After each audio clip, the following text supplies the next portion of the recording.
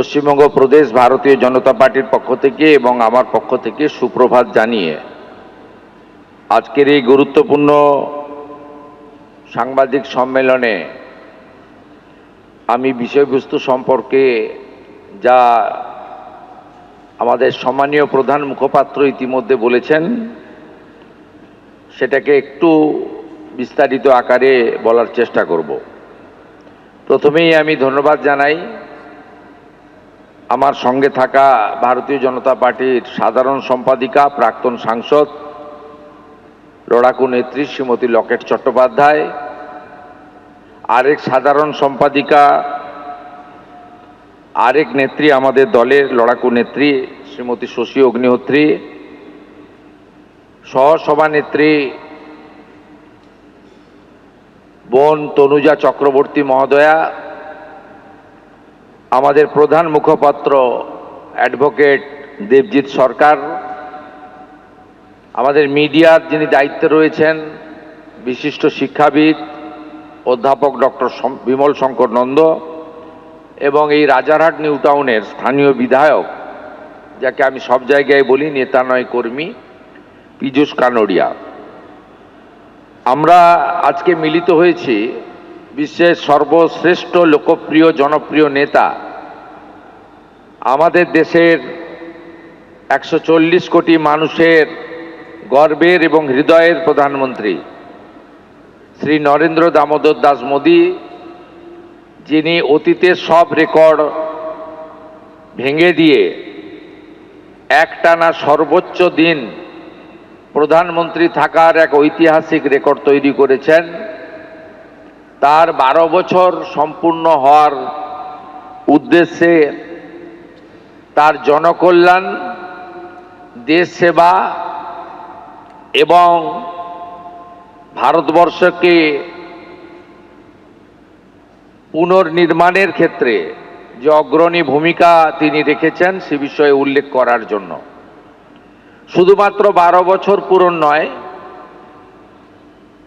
যিনি নিজেকে প্রধানমন্ত্রী হিসেবে বলতে ভালোবাসেন না, প্রধান সেবক হিসেবে বলতে ভালোবাসেন, সেই মাননীয় প্রধানমন্ত্রী তার মুখ্যমন্ত্রী এবং প্রধানমন্ত্রী হিসেবেও এই বছর অক্টোবর মাসে 25 বছর পূর্ণ করবেন। স্বাভাবিকভাবে যিনি নিজেকে প্রধান সেবক হিসেবে দেশের জন্য তিনি তার পুরো জীবনের একটা বিরাট অংশ দেশের জন্য তিনি কাজ করে চলেছেন, তাকে আমরা সবাই শ্রদ্ধা জানাই, প্রণাম জানাই এবং সকলে তার দীর্ঘায়ু কামনা করি। এই 12 বর্ষের মূল আধারই ছিল এনডিএ তথা বিজেপি সরকারের তথা মাননীয় মোদীজির নেতৃত্বে সরকারের লোকসেবা, সশক্তিকরণ, রাষ্ট্র নির্মাণ, রাষ্ট্র প্রথম, বিরাসত ভি বিকাশ ভি, অর্থাৎ ভারতবর্ষের যে বিরাসত, যে ঐতিহ্য তাকেও ধরে রাখা, এগিয়ে নিয়ে যাওয়া এবং তার সঙ্গে প্রগতি এবং বিকাশ সেটাকেও অগ্রাধিকারের ভিত্তিতে নিয়ে যাওয়া। আমরা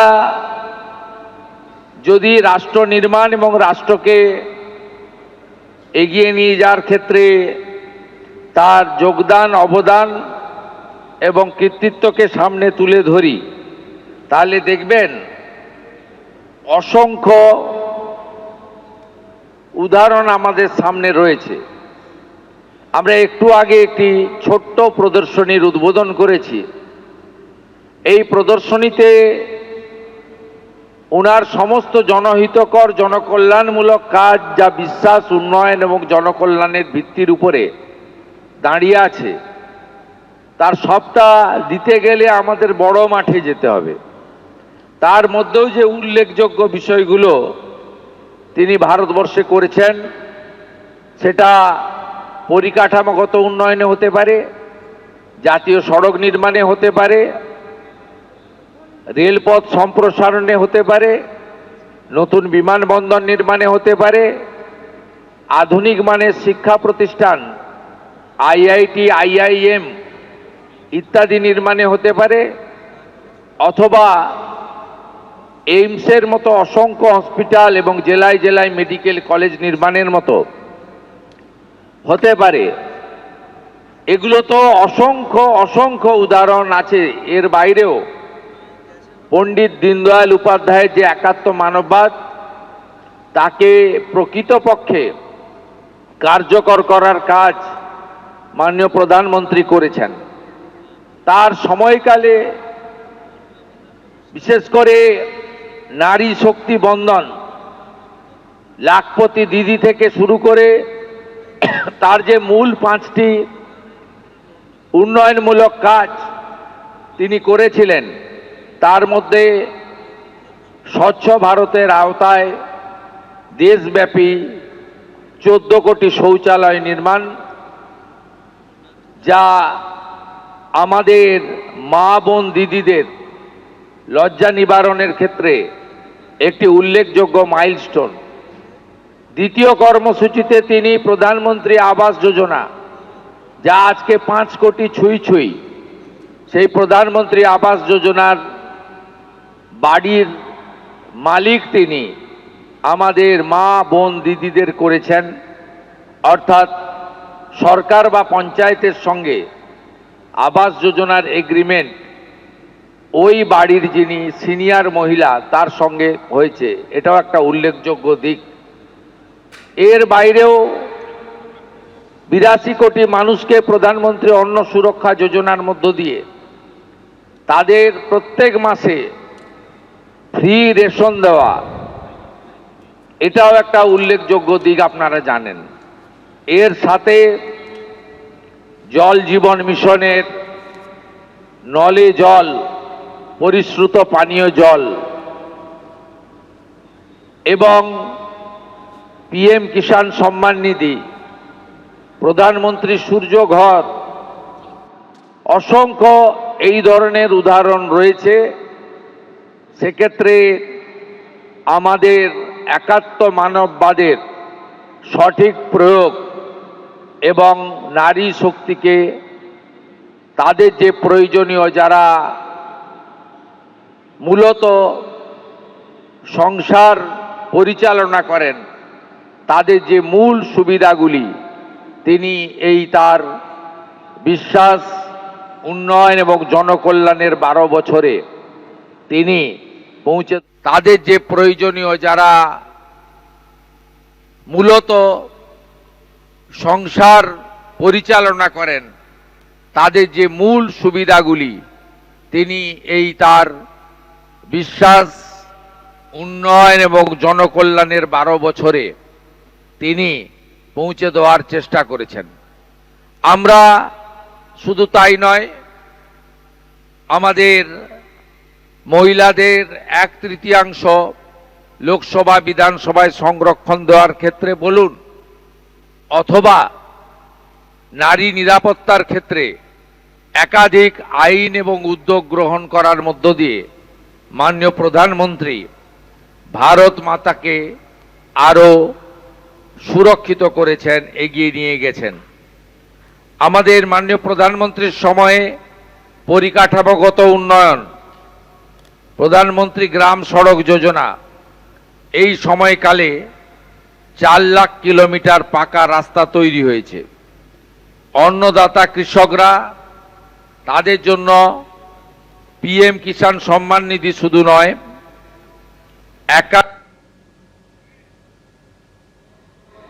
উপযুক্ত দাম এমএসপি, এটা একটা কৃষকদের ক্ষেত্রে ঐতিহাসিক মাইলস্টোন বলে আমরা মনে করি। দুগ্ধ উৎপাদনকারী সবচেয়ে বৃহৎ দেশ হিসেবে ভারতবর্ষকে তিনি সামনে এনেছেন। এই সময়কালে 61.8% দুগ্ধ উৎপাদন বৃদ্ধি পেয়েছে, যা সর্বমোট 247 মিলিয়ন টনেরও বেশি হয়ে গেছে এই সময়কালে। প্রধানমন্ত্রী কৃষি সিঁচাই যোজনা এইটার মধ্য দিয়ে যে এলাকাতে সেচের ব্যবস্থা নেই, যে এলাকায় কৃষকরা কেবলমাত্র বর্ষার জলের উপরে নির্ভর করে, আজকে সেখানেও ওই উল্লেখযোগ্য সাফল্য আমরা পেয়েছি। জাতীয় সড়ক নির্মাণে আপনারা জানেন 2014 সালে মোট 91,287 কিলোমিটার জাতীয় সড়ক ছিল। আজ সেই নেটওয়ার্ক বৃদ্ধি পেয়ে 1.46 লাখ কিলোমিটারেরও বেশি হয়েছে এবং 14 সালে যেখানে প্রতিদিন জাতীয় সড়ক নির্মাণের গড় ছিল 11.6 কিলোমিটার, আজকে সেই গড় 3 গুণ বৃদ্ধি পেয়ে 34 কিলোমিটার প্রতিদিন হয়েছে।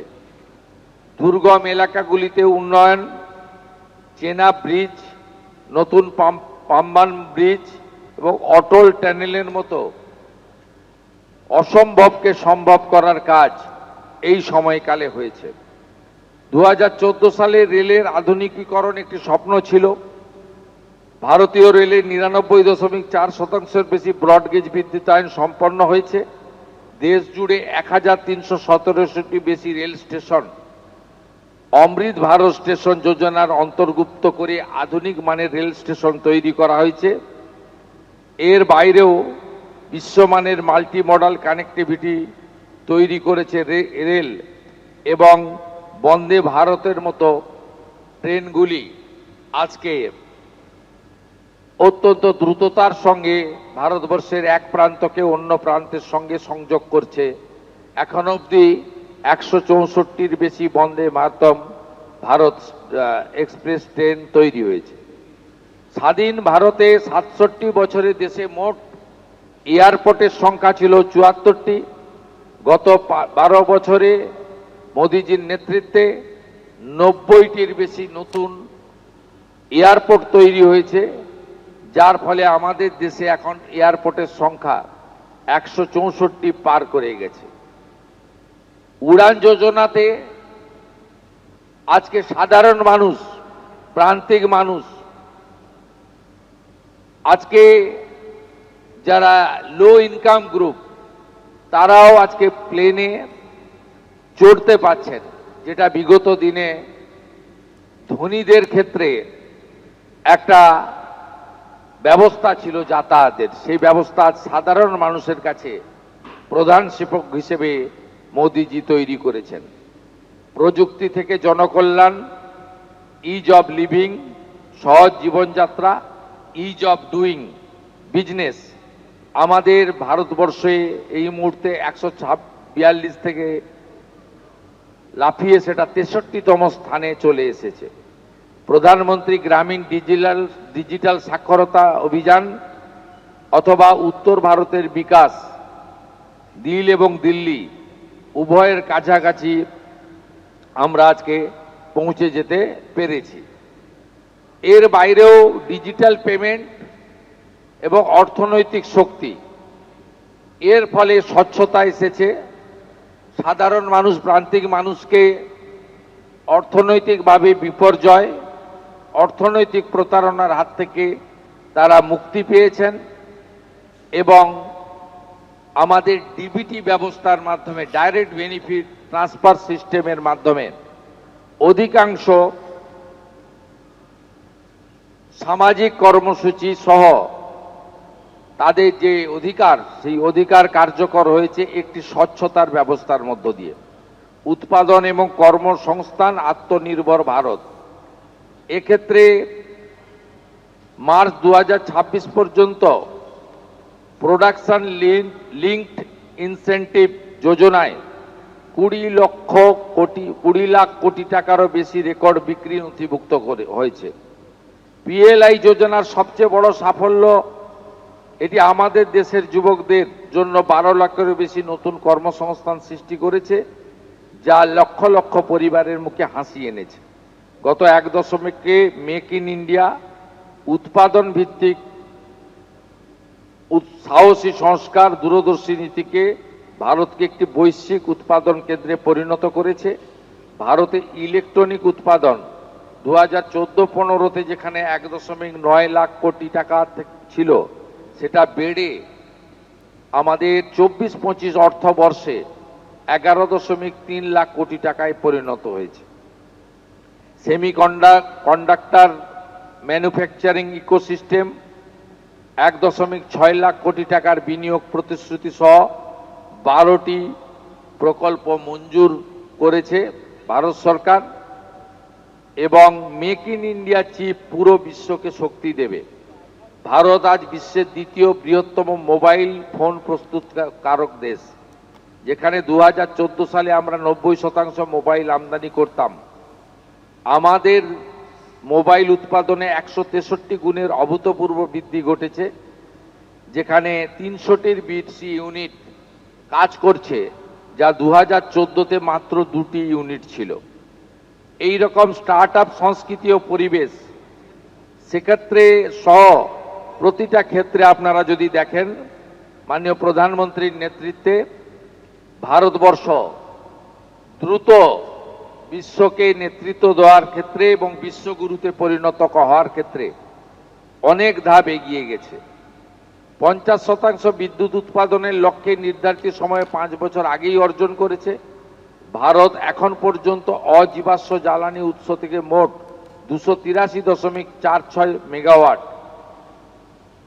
ক্ষমতা স্থাপন করা হয়েছে। নবীকরণযোগ্য শক্তি রিনিউয়েবল এনার্জি স্থাপিত ক্ষমতার দিক থেকেও ভারত বৈশ্বিক স্তরে 4র্থ স্থানে রয়েছে। এবিপি আনন্দ, এগিয়ে থাকে, এগিয়ে রাখে।